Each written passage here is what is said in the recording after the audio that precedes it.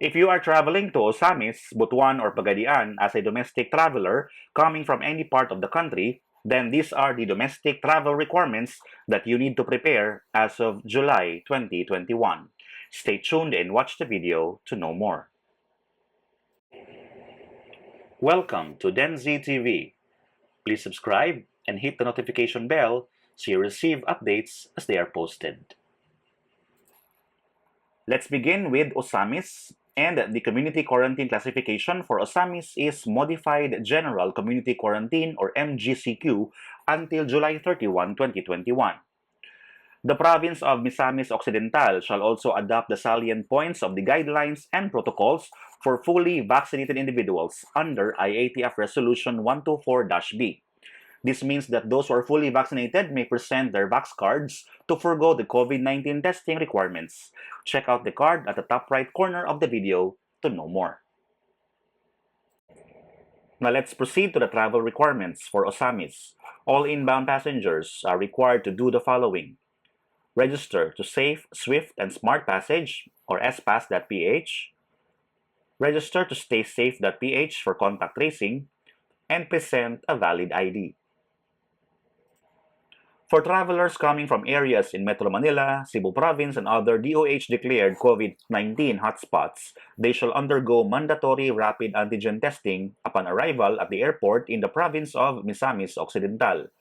The rapid antigen test shall be free of charge, and to avoid delay, passengers may undergo RT-PCR testing at the LGU of origin and present the RT-PCR test result valid for 72 hours upon their arrival at the airport in the province of Misamis Occidental. Travelers bound to the province of Misamis Occidental whose route or point of entry is through Laguindingan, Pagadian, or Dipolog airports and/or Cagayan and Dapitan seaports shall be required to secure and present RT-PCR negative results valid for 72 hours from issuance as a requirement prior to boarding and travel. For authorized persons outside of residence or APOR, there are additional requirements, and these are the following: company ID, travel order, travel itinerary, and you have to pass symptom screening at points of entry. For returning overseas Filipinos and OFWs, you have to present your Bureau of Quarantine clearance and certificate on top of the other requirements. Let's proceed to Pagadian City, and the community quarantine classification for Pagadian is General Community Quarantine or GCQ until July 31, 2021. For the travel requirements, all non-APORs and LSIs are required to be swabbed for RT-PCR test upon entry into the city regardless of the quarantine status of their places of origins. All arriving passengers who took the RT-PCR test upon arrival will not be required to undergo 14-day quarantine, and the test kit shall be borne out at the local government's expense if they give their number and exact complete address in the city for monitoring and contact tracing purposes. Travelers who arrive bringing along negative RT-PCR tests done from their places of origin shall only be accepted when the test is done 5 days or less prior. And S-Pass permit is a requirement. However, passengers with pending S-Pass permit may still be accommodated.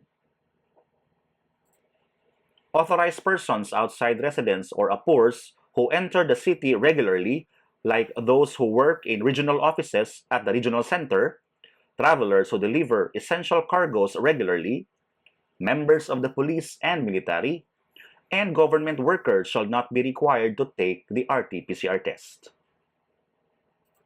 Let's proceed to Butuan City. The community quarantine classification for Butuan is MECQ or Modified Enhanced Community Quarantine until July 31, 2021. This means that only essential travel is allowed. Requirements for all inbound passengers: all guests from NCR Plus are required to present a negative RT-PCR swab test result or a negative antigen test result. The test must be conducted within 5 days before departure, and infants who are 2 years old and below are exempted from this requirement. A vaccination card may be used to replace a COVID test requirement, following the protocols under IATF Resolution 124-B, and all passengers are required to present a valid ID. For authorized persons outside of residence that are working for the government, you have to provide your identification card, travel order, travel itinerary, and you have to pass symptom screening at ports of entry and exit. And those are the requirements that you need to prepare if you're going to OZAMIZ, BUTUAN, and PAGADIAN as of July 2021. Thank you so much for watching. If you find the content of this channel valuable, remember to subscribe. Feel free to check out the other videos as well.